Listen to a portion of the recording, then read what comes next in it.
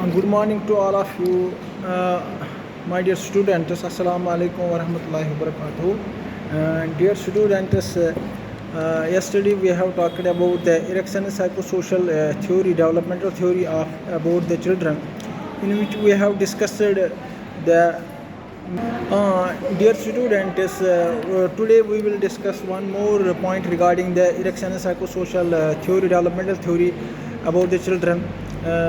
Day after tomorrow we will take a new topic. So today, dear, yesterday we have talked a few stages of erection psychosocial developmental theory, in which first we have defined you that why this theory is named as psychosocial. Psycho means यहाँ पर कुछ psychology related factors होते हैं person की जो हम study करते हैं, जैसे उसमें माइंड आता है, ब्रेन आता है, बिहेवियर आता है, पर्सनैलिटी आती है, इंटेलिजेंस आते हैं, that are actually related to psychology. That is why it is called psycho. And social means कि जो भी एक बच्चे में कुछ साइकोलॉजिकल नीड्स होते हैं, वांट्स, डिज़ायर्स होते हैं, पोटेंशियलिटीज़ होते हैं, उनको हमेशा जो एनवायरनमेंट का जो एक्सटर्नल जो सिचुएशन है, रिलेशनशिप्स है, उसका असर होता है, तब जाकर उसकी पर्सनैलिटी डेवलप हो जाती है या बाकी चीज़ पे वो ग्रो होता है. तो इसलिए इसको बोलते हैं psycho social.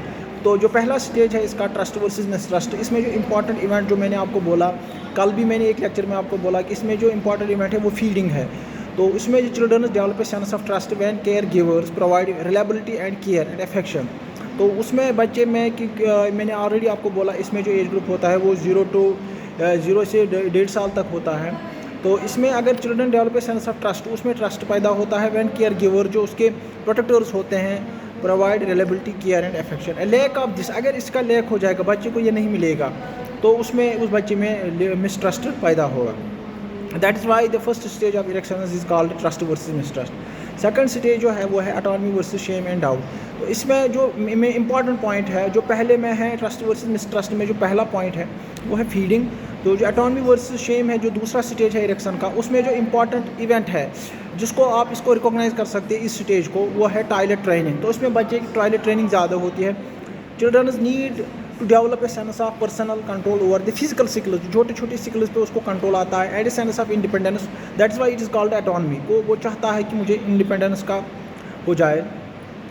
Success leads to feeling of autonomy and failure results in the feeling of shame and doubt. तो जो ही उसमें ये चीज़ें पैदा नहीं होगी, उसका जो अपोजिट है क्राइसिस, वो हो जाएगा उसमें शेम और डाउट.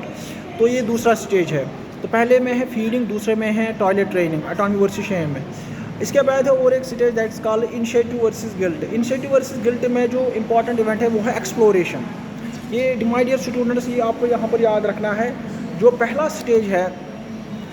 स्टेज जो है ट्रस्ट वर्सेस मिसट्रस्ट, उसमें फीडिंग इंपॉर्टेंट पॉइंट है जिसको आप रिकॉग्नाइज कर सकते हो उस स्टेज को.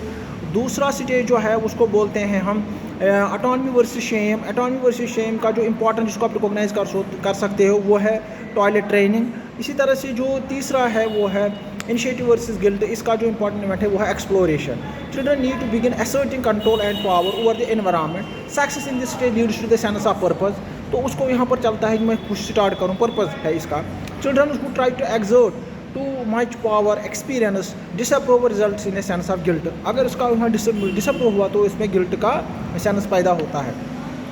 तो एक्सप्लोरेशन है इसका, ये नई नई चीज़ें खोजने की कोशिश करता है. अब जो फोर्थ स्टेज है इरेक्शन का वो है industry versus inferiority.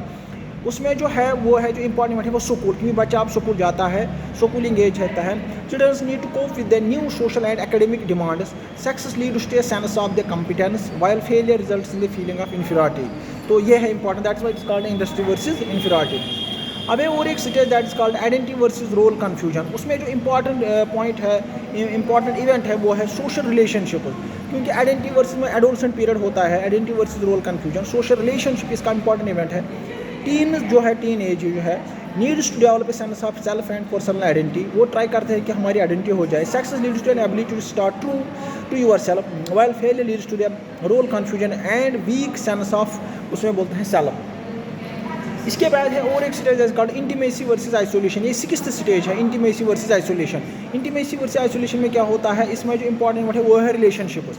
Young adult need to form intimate loving relationship with other people. Success leads to a strong relationship while failure results in their loneliness and isolation.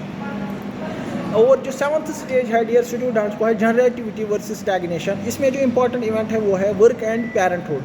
तो इसमें adults need to create और nurture their things that will outlast them, often by having children or create a positive change that benefits other people. Success leads to the feeling of usefulness and accomplishments, while failure results in the shallow involvement in the world.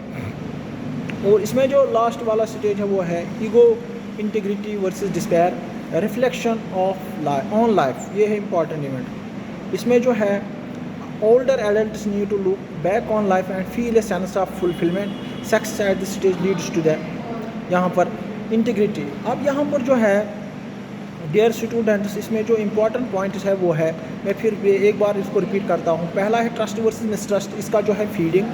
Attorney versus shame का है toilet training. Initiative versus guilt का है exploration. Industry versus inferiority का है school. Identity versus role confusion का है social relationship. Intimacy versus isolation का है रिलेशनशिप।